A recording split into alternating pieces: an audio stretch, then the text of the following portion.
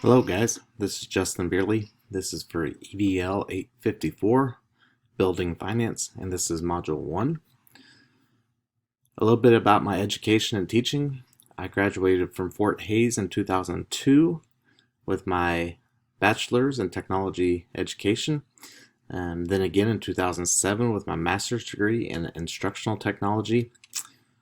I'm currently taking the building administration classes to get the certificate now. This is my 18th year in education. They all have been at Cheney High School. I started working here in 2002. I teach construction and cabinet making, drafting, and then driver's education during the summer months. We're a 3A school district.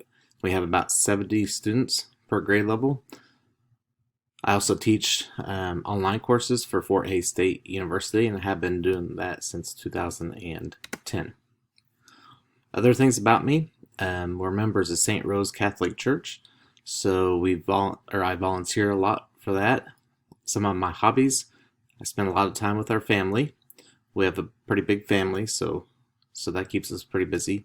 I enjoy camping and boating, woodworking, and then I also enjoy bow hunting, mainly whitetails.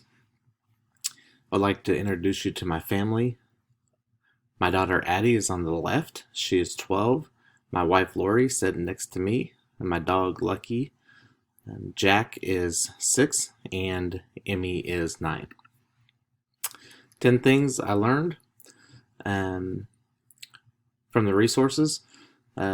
School principals is typically given a small pool of funds for supplies and consumable materials to make decisions throughout the school year.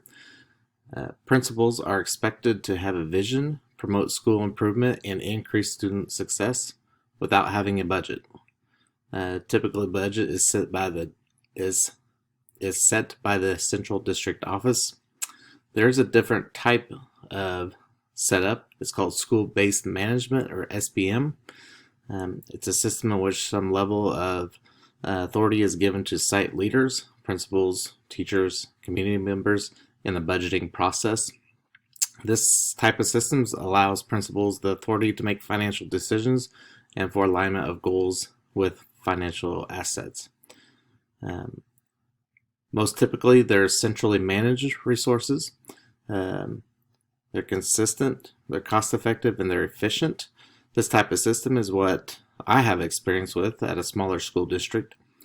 The district office, Board of Education, superintendent make financial decisions for each school. Principal's budget typically consists of money to buy supplies for classrooms, and that's pretty much it. Accounting and financial reporting of schools' financial and academic success. Principals are expected to keep account records themselves, but also to monitor and record records of their staff as well. Number 5, the balance sheet assesses the financial health of your school at any given moment. Balance sheet has necessary and time-sensitive information about the overall financial health of your school. Items include our assets, liabilities, net worth, current and quick ratios. Number 6, the cash flow statement reports the cash coming in and out of the school. This monitors cash entering and exiting for various reasons. It helps make the contrast between money received from federal or state funding and cash received from various reasons. Number 7, studies show providing principals with flexibility can better align spending with school priorities. Principals know what is needed for their students. It makes sense to give spending authority to them for their school. Number 8, state and local dollars actually comprise about 92% of all educational spending. This is something I didn't know, that we're heavily funded by our local government and economy. Number 9, it's time for state legislatures and school districts officials to recognize that principals know what's best for students by giving them greater authority over spending decisions. I agree with this statement, but how many hats can a principal wear at one time? Principals have a lot on their plate already, let alone if they have a big budget to operate as well. Number 10, students show providing principals with flexibilities can better align spending with school priorities. I believe that this is important for a principal to have some flexibility in the budget to spend on priorities and needs. What I have and have not seen from my school principal do. My principal approves all school requisitions.